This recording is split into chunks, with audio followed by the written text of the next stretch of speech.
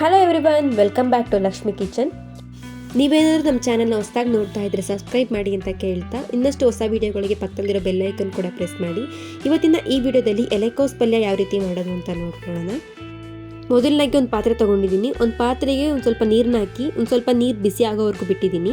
ನೀರು ಚೆನ್ನಾಗಿ ಕಾಯ್ದ ನಂತರ ಕಟ್ ಮಾಡಿ ಇಟ್ಕೊಂಡಿರೋಂಥ ಎಲೆಕೋಸನ್ನ ಸೇರಿಸ್ಕೊತಾ ಇದ್ದೀನಿ. ನಾನು ಎಲೆಕೋಸನ್ನ 2-3 ಸತಿ ಚೆನ್ನಾಗಿ ತೊಳೆದು ಆಮೇಲೆ ಇಲ್ಲಿ ಬೇಯಕ್ಕೆ ಹಾಕೋತಾ ಇರೋದು. ಎಲೆಕೋಸಿನಲ್ಲಿ ತುಂಬಾ ಕೆಮಿಕಲ್ ಇರೋದ್ರಿಂದ ತುಂಬ ಚೆನ್ನಾಗಿ ತೊಳ್ಕೊಂಡು ಕ್ಲೀನಾಗಿ ವಾಶ್ ಮಾಡಿ ಹಾಕೋಬೇಕಾಗುತ್ತೆ. ಇದ್ರ ಜೊತೆಗೆ ಒಂದು ಅರ್ಧ ಟೇಬಲ್ ಸ್ಪೂನ್ ಆಗುವಷ್ಟು ಉಪ್ಪನ್ನ ಸೇರಿಸ್ಕೊಂಡಿದ್ದೀನಿ. ಈ ರೀತಿಯಾಗಿ ಚೆನ್ನಾಗಿ ಎಲೆಕೋಸನ್ನ ಬೇಯಿಸ್ಕೊಳ್ಳಿ.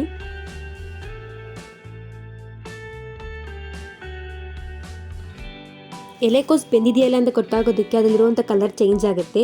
ನೋಡಿ, ಈ ರೀತಿಯಾಗಿ ಬೆಂದಿದೆ. ನಂತರ ಸ್ವಲ್ಪನೂ ನೀರಿಲ್ದಿರೋ ಥರ ಎಲೆಕೋಸನ್ನ ಸೋಸಿಟ್ಕೊಳ್ಳಿ. ಇವಾಗ ಒಂದು ಬಾಣಲಿಗೆ ಒಂದು 2 ಟೇಬಲ್ ಸ್ಪೂನ್ ಆಗೋಷ್ಟು ಎಣ್ಣೆನ ಹಾಕೊಂಡಿದ್ದೀನಿ. ಎಣ್ಣೆ ಚೆನ್ನಾಗಿ ಕಾಯ್ದಾದ್ಮೇಲೆ ಒಂದು 1/4 ಟೇಬಲ್ ಸ್ಪೂನ್ ಆಗೋಷ್ಟು ಸಾಸಿವೆನ ಹಾಕೋತಾ ಇದ್ದೀನಿ.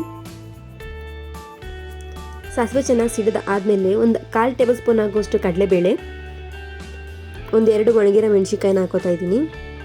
ಇದಿಷ್ಟನ್ನು ಹಾಕಿ ಚೆನ್ನಾಗಿ ಗೋಲ್ಡನ್ ಬ್ರೌನ್ ಬರೋವರೆಗೂ ಹುರ್ಕೋಬೇಕಾಗತ್ತೆ. ನಂತರ ಕರಿಬೇವನ್ನ ಹಾಕೋತಾ ಇದ್ದೀನಿ. ಕರಿಬೇವನ್ನ ಹಾಕೊಂಡು ಚೆನ್ನಾಗಿ ಹುರ್ಕೊಳ್ಳಿ.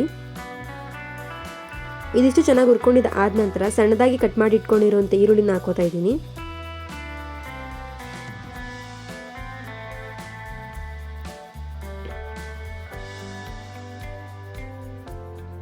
ಈರುಳ್ಳಿ ಚೆನ್ನಾಗಿ ಹುರ್ಕೊಂಡಿದ್ದಾದ್ಮೇಲೆ ಒಂದು ಕಪ್ಪಲ್ಲಿ ಒಂದು 1/4 ಕಪ್ ಆಗುವಷ್ಟು ಹಸಿ ತೆಂಗಿನಕಾಯಿನ ಸೇರಿಸ್ಕೊತಾ ಇದ್ದೀನಿ. ತೆಂಗಿನಕಾಯಿನ ತುರಿದು ಹಾಕೊಳ್ಳಿ, ತುಂಬ ಚೆನ್ನಾಗಿರುತ್ತೆ. ಇಷ್ಟು ಹಾಕಿ ಚೆನ್ನಾಗಿ ಹುರ್ಕೋಬೇಕಾಗತ್ತೆ. ನಾವು ಹಸಿ ವಾಸನೆ ಹೋಗೋವರೆಗೂ ಚೆನ್ನಾಗಿ ಹುರ್ಕೊಳ್ಳಿ. ಇವಾಗ ಒಂದು ಚಿಟಿಕೆ ಆಗೋಷ್ಟು ಉಪ್ಪನ್ನ ಹಾಕೋತಾ ಇದ್ದೀನಿ ಒಗ್ಗರಣೆಗೆ. ಇದನ್ನು ಹಾಕಿ ಚೆನ್ನಾಗಿ ಹುರ್ಕೊಂಡಿದ್ದಾದ ನಂತರ ಇವಾಗ ಬೇಯಿಸಿಟ್ಕೊಂಡಿರೋವಂಥ ಎಲೆಕೋಸನ್ನ ಸೇರಿಸ್ಕೊತಾ ಇದ್ದೀನಿ. ನೋಡ್ತಾ ಇದ್ದೀರಲ್ಲ ಎಷ್ಟು ಚೆನ್ನಾಗಿ ಉದ್ರುದ್ರಾಗಿ ಬೆಂದಿದೆ ಅಂತ ಎಲೆಕೋಸು. ಇದನ್ನಿಷ್ಟು ಹಾಕಿ ಚೆನ್ನಾಗಿ ಒಂದ್ಸತಿ ಹುರ್ಕೊಳ್ಳಿ. ಹಸಿ ವಾಸನೆ ಹೋಗೋವರೆಗೂ ಚೆನ್ನಾಗಿ ಹುರ್ಕೋಬೇಕು. ನಾವು ಹಾಕಿರುವಂಥ ಒಗ್ಗರಣೆ ಮತ್ತು ಎಲೆಕೋಸು ಎರಡೂ ಕೂಡ ಕ್ಲೀನಾಗಿ ಮಿಕ್ಸ್ ಆಗಬೇಕು. ಆ ರೀತಿಯಾಗಿ ನೋಡ್ಕೊಂಡು ಚೆನ್ನಾಗಿ ಹುರ್ಕೋಬೇಕು.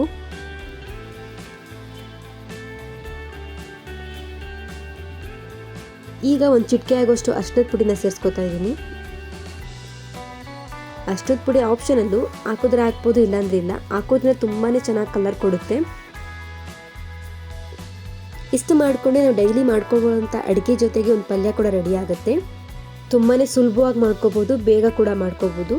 ಈ ವಿಡಿಯೋ ನಿಮ್ಗೆ ಇಷ್ಟ ಆಗಿದ್ರೆ ಲೈಕ್ ಮಾಡಿ, ಶೇರ್ ಮಾಡಿ, ಕಮೆಂಟ್ ಮಾಡಿ. ಇನ್ನಷ್ಟು ವಿಡಿಯೋಗಳಿಗೆ ನಮ್ಮ ಚಾನಲ್ಗೆ ಸಬ್ಸ್ಕ್ರೈಬ್ ಮಾಡಿ. Thank you for watching.